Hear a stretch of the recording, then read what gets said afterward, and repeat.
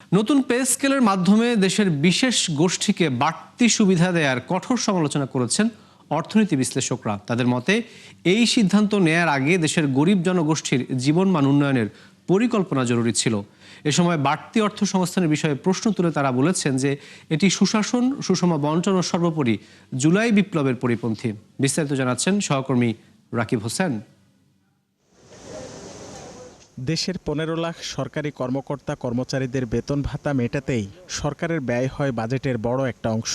বিপরীতে প্রত্যাশা অনুযায়ী রাজস্ব আদায় না হয় অর্থ সংস্থানে হাত পাততে হয় দেশি বিদেশি উৎসের ওপর। আর এমন টানাটানির মধ্যেই বিশাল বাড়তি ব্যয়ের আয়োজন সম্পন্ন করল অন্তর্বর্তী সরকার, কর্মকর্তাদের বেতন দ্বিগুণের উপরে বাড়ানোর প্রস্তাব করে।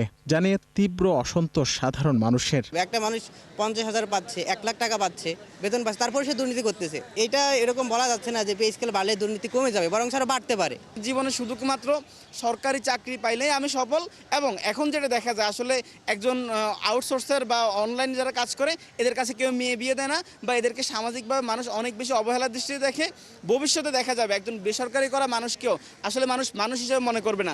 নতুন প্রস্তাবে একজন সচিব সমমর্যাদা বা প্রথম গ্রেডের কর্মকর্তাদের মূল বেতন হবে 1,60,000 টাকা, যা বর্তমানে মাত্র 78,000। অন্যদিকে সবচেয়ে নিচের 20তম গ্রেডের কর্মীদের 8,500-এর মূল বেতন উঠবে 20,000-এ। আর সব মিলিয়ে এই প্রস্তাব কার্যকরে সরকারের বাড়তি ব্যয় হবে 1 লাখ কোটি টাকার মতো, যা রাষ্ট্রের আর্থিক কাঠামোর উপর তৈরি করবে বড় বোঝা। রাজনীতিবিদরা পালিয়ে গেছে, ব্যবসায়ীরা আত্মগোপনে চলে গেছে, আর আমলারা স্বরূপে আবার ফিরে এসেছে। এই সরকার কার কাছে জিম্মি, সংস্কার কোথায় আটকে গেল, সেইটা সবচেয়ে ভালো নিদর্শন হলো আপনার নতুন বেতন কাঠামো। নতুন পে স্কেল প্রস্তুতের ক্ষেত্রে আমলে নেওয়া হয়েছে গেল 10 বছরের মূল্যস্ফীতি, জীবনযাত্রায় ব্যয় সহ আনুষঙ্গিক নানা বিষয়। এছাড়া কমানো হয়েছে সর্বোচ্চ ও সর্বনিম্ন গ্রেডের বেতনের অনুপাত। তবে কমিশনের এসব যুক্তি মানতে নারাজ অর্থনীতি বিশ্লেষকরা। তাদের মতে সমাজের বড় জনগোষ্ঠীকে বাইরে রেখে এটি বাস্তবায়ন করলে তা সৃষ্টি করতে পারে বাড়তি অসন্তোষ।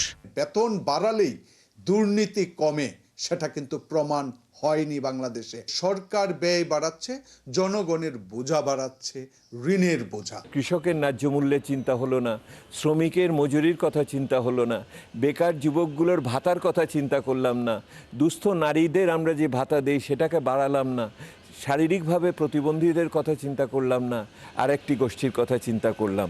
এইটা তো হবে না। এইটা দিয়ে তো বৈষম্য বিরোধী আন্দোলন হয়নি। সবশেষ 2015 সালে পে কমিশনের মাধ্যমে বেতন সমন্বয় করা হয় সরকারি কর্মচারীদের। রাকিব হোসেন, 71, ঢাকা।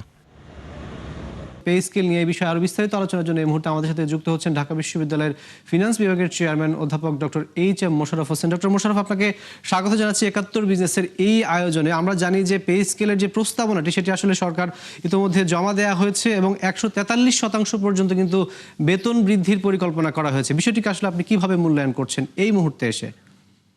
আপনাকে অনেক ধন্যবাদ। আসলে পে স্কেলে বেতন বাড়ানোটা যৌক্তিক, তবে যেহেতু আমাদের প্রায় গত 10-11 বছর বেতন বাড়ানো হয়নি, তো আমাদের জীবনযাত্রার মান, তারপর আমাদের দ্রব্যমূল্য সবকিছু মিলে বাড়ানো উচিত। হ্যাঁ, তবে সেক্ষেত্রে মনে হয় বাড়ানোর রেটটা একটু বেশি হয়েছে, আর একটু কম হইলে ভালো হইতো। আর একটা বিষয় হচ্ছে যে যেহেতু আমাদের দেশে অনেক দিকের লোকজন আছেন, আমরা একটা সাইডে যেহেতু যারা গভর্নমেন্ট চাকরিজীবী তাদেরটা আমরা প্রস্তাবনা করছি। তো সেই ক্ষেত্রে আমার মনে হয় যে দেশের সর্বসাধারণ জনগণের কথাটা মাথায় রাখা উচিত আমাদের।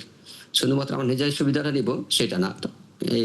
হ্যাঁ, তবে পে স্কেলের দরকার এই কারণে যে ধরেন যে যেহেতু সরকারি আর বেসরকারি মাঝে অনেক পার্থক্য আছে, তো সেই ক্ষেত্রে আমাদের মানে মেধাবীদেরকে সরকারি খাতে আকৃষ্ট করার জন্য অন্তত একটা ভারসাম্যপূর্ণ যদি বেতন কাঠামো না দিতে পারি, তাহলে সেক্ষেত্রে দেখা যায় বেশিরভাগ লোকজনই আমাদের মেধাবীরা চলে যায়, বেসরকারি খাতে চলে যায় এবং বাইরেও চলে যায় এমন আছে। তো সেক্ষেত্রে দেশের উন্নয়নের জন্য যাতে দেশে কন্ট্রিবিউট করতে, সেই জন্য মেধাবী এবং দক্ষদেরকে সরকারি খাতে রাখার জন্য বেতন বাড়ানো প্রয়োজন। আপনি বলছিলেন যে আসলে বেতন বৃদ্ধি করার প্রয়োজন, সেক্ষেত্রে আসলে সরকার যেই ধরনের পদক্ষেপগুলো নিয়েছে, অর্থাৎ সেটি অর্থের যে উৎস সেটি আসলে কতটা চ্যালেঞ্জিং হবে এবং এটা মূল্যস্ফীতি এবং বৈষম্য বাড়িয়ে দিবে কিনা বলে মনে করছেন আপনি, ছোট করে যদি বলেন? না, মূল্যস্ফীতি আমাদের তো এমনিতেই বেড়ে যাচ্ছে। এই বেতন বাড়ানোর জন্য যে মূল্যস্ফীতি বাড়বে সেটা আমি মনে করি না। কারণ এখানে যেটা আসছে সেটা হচ্ছে ধরেন যে 1,06,000 কোটি টাকার প্রস্তাবনায় আসছে। হয়তো সরকার এখান থেকে একটু অ্যানালাইসিস করে কমাতে পারে। আর আমাদের বাজেট হচ্ছে প্রায় 8 লাখ কোটি টাকার বাজেট। আর আমাদের মূল্যস্ফীতি এটা তো আপনারাও জানেন, আমরাও জানি যে এটা আমাদের হাতে থাকে না। এটা একটা গোষ্ঠী সবসময় আমাদেরকে জিম্মি করে, জিনিসপত্রের দাম বাড়িয়ে নেয়, সিন্ডিকেট করে। সেটা আমাদের বেতন বাড়লেও যা হবে, বেতন না বাড়লেও তাই হবে। ডক্টর মোশাররফ আপনাকে অসংখ্য ধন্যবাদ আমাদের সাথে ৭১ বিজনেসের এই আয়োজনে যুক্ত হওয়ার জন্য। নিশ্চয়ই আমরা পরবর্তীতে আবার আপনাকে কোনো বিষয় নিয়ে আমরা যুক্ত করব। দর্শক, আমাদের সাথে যুক্ত হয়েছিলেন পে স্কেল নিয়ে কথা বলার জন্য ডক্টর মোশাররফ হোসেন। তিনি ঢাকা বিশ্ববিদ্যালয়ের ফিনান্স বিভাগের চেয়ারম্যান হিসেবে দায়িত্ব পালন করছেন। যাচ্ছি পরের খবরে। গেল 2 দশকে রাজধানীতে বাড়ি ভাড়া বেড়েছে 5 থেকে 7 গুণ। নিয়ন্ত্রণহীন এই ভাড়া বৃদ্ধির বাস্তবতায় উত্তর সিটি কর্পোরেশনের নতুন নির্দেশিকাকে স্বস্তির খবর হিসেবে দেখছেন ভাড়াটিয়ারা। তবে বাস্তবে কতটা কার্যকর হবে তা নিয়ে প্রশ্ন তুলছে ভোক্তা অধিকার সংগঠন ক্যাব। বিস্তারিত জানাচ্ছেন নেজমা হাসান। মেগাসিটি ঢাকা, জীবন আর জীবিকার সন্ধানে যেখানে প্রতিদিন ছুটে আসেন মানুষ। রফিক, মোহসেন তাদেরই মতো কাঁঠালবাগানের ছোট্ট এই খুপড়িতে দুজনেরই রোজগারের উৎস।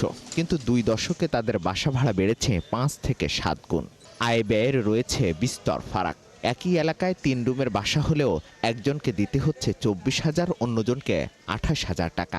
দেখেন, আমরা এই কাজটা করি, ধরেন যে কোনো ক্যাশ কেবল হইতেছে না, যেটা আয় হইতেছে এটা দিয়ে কোনো জীবন চলতেছে। ভাড়া 5,000 টাকার মতন আসছিলাম প্রথম, এখন লাস্টে আইছি 24,000-এ। একই চিত্র রাজধানীর অন্য এলাকাতেও। বৃদ্ধা নাসের আলীর 20 বছর আগের 5,000 টাকার বাসা ভাড়া এখন ছাড়িয়েছে 25,000-এ। অর্থাৎ প্রতি বছর গড়ে ভাড়া বেড়েছে 1,000 করে। ভাড়া তো এমনি বেশি, তো এখন তো ভাড়াটিয়ার জন্য তো আর অত ইনকাম বাড়ে নাই। এমন বাস্তবতায় 2 বছরের আগে বাসা ভাড়া না বাড়ানো সহ 16 দফা নির্দেশিকা দিয়েছে ঢাকা উত্তর সিটি কর্পোরেশন। এতে ভাড়া বৃদ্ধির লাগাম টানবে বলে আশা করছেন ভাড়াটিয়ারা। অন্যদিকে ইতিবাচক হিসেবে দেখছেন বাড়িওয়ালারাও। এরকম যাতে না হয় যে 1,000 টাকা ভাড়া আগে ছিল 20,000 টাকা, এটাতে হঠাৎ করে লাভ করে 25,000 হয়ে যায়, এরকম যাতে না হয়। বাড়িওয়ালা প্রতি বছরই বাড়াইতো, সেটা আবার বাড়াইবার সিস্টেম ছিল প্রতি জানুয়ারি মাসে। গুলশান, ধানমন্ডি, বনানীর মতো তো অন্যান্য জায়গা হতে পারে না। সব দিকে যদি খালি বাড়ে, মানুষের আয় রোজগার তো বাড়ে না। একেবারে যে ঘাড় ধরে চাপাই দেওয়া হয় তাও না। বাড়িওয়ালাদের এবং ভাড়াটিয়াদের সাথে এই যে ভাড়াটা নির্ধার 2 বছর পর পর, এটা একটা যৌক্তিক কথা। তবে ভোক্তা অধিকার সংগঠন ক্যাব বলছে শুধু নির্দেশিকা দিলেই হবে না, বাসা ভাড়া লাগাম টানতে দরকার কার্যকর পদক্ষেপ ও নিয়মিত মনিটরিং। ভাড়াটিয়াদের থেকে বাড়িওয়ালাদের কর্তৃত্বটা একটা বেশি, এবং সেখানে আমি বলবো যে এটা একটা বিধিমালা বা একটা নিয়ম শৃঙ্খলার মধ্যে আসলে এখানে হয়তো একটা সুশৃঙ্খলা অবস্থা বিরাজ করবে। সিটি কর্পোরেশন এটা আলোকে একটা বিধিমালা করেছে, তারা কিছু আপনার নিয়ম শৃঙ্খলা বা এটা যাতে বাস্তবায়ন হয়।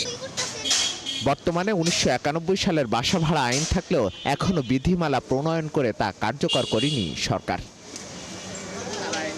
মিসবাহ হাসান, ৭১, ঢাকা। মাত্র 24 ঘন্টার ব্যবধানে ভরিতে 8,340 টাকা বাড়ল স্বর্ণের দাম। আর এতে আগের সব রেকর্ড ভেঙে আজ থেকে 22 ক্যারেট বিক্রি হচ্ছে 2,52,489 টাকায়। গত রাতে বাংলাদেশ জুয়েলার্স সমিতি বাজুস এক বিজ্ঞপ্তিতে এমন তথ্য জানিয়েছে। সংগঠনটি জানিয়েছে স্থানীয় আন্তর্জাতিক বাজারের সাথে সমন্বয় করে এই সিদ্ধান্ত নেওয়া হয়েছে। এ নিয়ে টানা 3 দিনে সোনার দাম ভরিতে 13,588 টাকা বাড়ছে। নতুন মূল্য অনুযায়ী 21 ক্যারেটের প্রতি ভরি স্বর্ণের দাম 2,40,978 টাকা। একই সাথে সনাতন পদ্ধতির 1 ভরি রূপার দাম 292 টাকা বাড়িয়ে 6,882 টাকা নির্ধারণ করে দিয়েছে বাজুস, যা এ যাবৎকালে দেশের ইতিহাসে সর্বোচ্চ। এদিকে চলতি বছরের শেষ নাগাদ বিশ্ববাজারে আউন্স প্রতি স্বর্ণের দাম ছাড়াবে $5,400 ঘর, এমন পূর্বাভাস দিয়েছে বিনিয়োগ ব্যাংক গোল্ডম্যান স্যাক্স। কেন্দ্রীয় ব্যাংকের চাহিদা ও স্বর্ণভিত্তিক ETF তহবিলে বিনিয়োগ বাড়বে, এই অনুমানের ভিত্তিতে পূর্বাভাস দিয়েছে প্রতিষ্ঠানটি। অর্থনৈতিক অনিশ্চয়তার মাঝে 2026 সালে কেন্দ্রীয় ব্যাংকগুলো গড়ে 60 টন স্বর্ণ কিনবে বলে ধারণা করছে তারা। এর আগে স্বর্ণের দাম আউন্স প্রতি $4,600 পৌঁছানোর পূর্বাভাস দিয়েছিল প্রতিষ্ঠানটি, কিন্তু চলতি বছর এরই মধ্যে স্বর্ণের দাম 11% বেশি বেড়েছে। মধ্যস্বত্বভোগীদের দৌরাত্ম্য, দুর্বল সংরক্ষণ ব্যবস্থা এবং বাজার ব্যবস্থাপনার অদক্ষতা কৃষিপণ্যের চড়া দামের পেছনে বড় কারণ। চাল, আলু, পেঁয়াজ, ব্রয়লার মুরগি ও ডিমের অবস্থা বিশ্লেষণ করে এমন পর্যবেক্ষণ দিয়েছে বাংলাদেশ ব্যাংক। বিস্তারিত জানাচ্ছেন আব্দুল জাহের আনাস। চাল, আলু, পেঁয়াজ, ব্রয়লার মুরগি ও ডিমের মূল্য শৃঙ্খল দক্ষতা নিয়ে বিশেষ জরিপ চালায় নিয়ন্ত্রক সংস্থা কেন্দ্রীয় ব্যাংক। এতে বলা হয় বোরো মৌসুমে কৃষকদের প্রতিমন ধান উৎপাদনে খরচ হয় 872 টাকা, যা বিক্রি করেন 1125 টাকা থেকে 1450 টাকায়। তবে ফড়িয়া, আড়তদার, মিলার সহ কয়েক ধাপ পর খুচরা ক্রেতার হাতে পৌঁছাতে চালের দাম দাঁড়ায় 58.5 টাকা। অন্যদিকে তুষ ও কুড়া থেকে প্রতিমন অতিরিক্ত 106 টাকা আয় করেন মিলাররা। আলুর দাম বাড়ার বড় কারণ হিসেবে উঠে এসেছে হিমাগার ও কোল্ড স্টোরেজ ব্যবস্থা। বলা হয় প্রতি কেজির উৎপাদন ব্যয় গড়ে 10 টাকা 63 পয়সা, আর কৃষক বিক্রি করেন 18.5 টাকায়। তবে এই আলু হিমাগার ঘুরে ক্রেতার কাছে পৌঁছায় 46 টাকায়। এত বেশি প্রোডাকশন হয়েছে যে কৃষকের বাইরে অনেক আড়তদাররাও তারা কোল্ড স্টোরেজে এই ফলনটা রাখতে বাধ্য হয়েছে।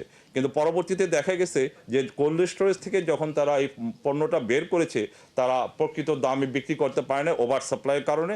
জরিপে বলা হয় পেঁয়াজের সংরক্ষণ সুবিধা না থাকায় বড় সংকট দেখা দেয় অক্টোবর থেকে ডিসেম্বরে। তবে ডিম ও ব্রয়লার মুরগির চিত্র আরও উদ্বেগজনক। বলা হয় খামারিদের খুব একটা মুনাফা না হলেও বড় সুবিধা নেন পাইকার ও মধ্যস্বত্বভোগীরা। একই অবস্থা ডিমের ক্ষেত্রেও। এগের ক্ষেত্রে 85% ফিড কস্ট, এবং যাদের ফিড মিল আছে, যে ধরনের বড় কোম্পানি কর্পোরেট, তারাই এই বেনিফিটটা পায়। আপনারা এখানে ফিগারে দেখবেন যে আমরা যেই সময় গিয়েছি সেই সময়ে একটি ডিমে 81 পয়সা লস করেছে ওই ছোট কৃষকেরা। অক্টোবর থেকে ডিসেম্বর এই পিরিয়ডে পেঁয়াজের একটা শর্টেজ তৈরি হয়। তো এই পেঁয়াজের যে শর্টেজটা তৈরি হয় সেই সময়ে আমরা বলেছিলাম যে একটা ইম্পোর্টের দরকার। বাজার স্থিতিশীল রাখতে উন্নত রেফ্রিজারেশন ব্যবস্থা ও হিমাগার ভাড়া যৌক্তিক করা সহ বেশ কিছু সুপারিশ করেন গবেষক দল। যে ধান তারা বিক্রি করেছে। আব্দুল জাহের আনাস, 71, ঢাকা। সম্মিলিত ইসলামী ব্যাংকের ক্ষেত্রে হেয়ার কাটের সিদ্ধান্ত পরিবর্তন করেছে নিয়ন্ত্রক সংস্থা। ফলে গ্রাহকরা শেষ 2 বছরে পাবেন 4% মুনাফা। নানা আলোচনা ও সমালোচনার পর মুনাফা কর্তনের সিদ্ধান্ত থেকে সরে আসে কেন্দ্রীয় ব্যাংক। হেয়ার কাটের সিদ্ধান্ত এখন আর কার্যকর থাকছে না। বুধবার বাংলাদেশ ব্যাংক থেকে জারি করা এক প্রজ্ঞাপনে এ বিষয়টি স্পষ্ট করা হয়। নতুন সিদ্ধান্ত অনুযায়ী হেয়ার কাটের আওতায় থাকা ব্যক্তিগত মেয়াদি ও স্কিম ভিত্তিক আমানতে 2024 ও 25 সালে বার্ষিক 4% মুনাফা দেওয়া হবে। আগে এই সময়ের জন্য মুনাফা না দেওয়ার সিদ্ধান্তে আমানতকারীদের অসন্তোষ তৈরি হয়, বিষয়টি পুনর্বিবেচনা করা হয়। এর সাথে 71 বিজনেসের এখনকার আয়োজন এখানেই শেষ হলো। সরাসরি সংবাদ অনুষ্ঠান দেখতে চোখ রাখুন 71 ফেসবুক পেজ এবং সাবস্ক্রাইব করুন 71 ইউটিউব চ্যানেল। থাকুন 71 সাথেই।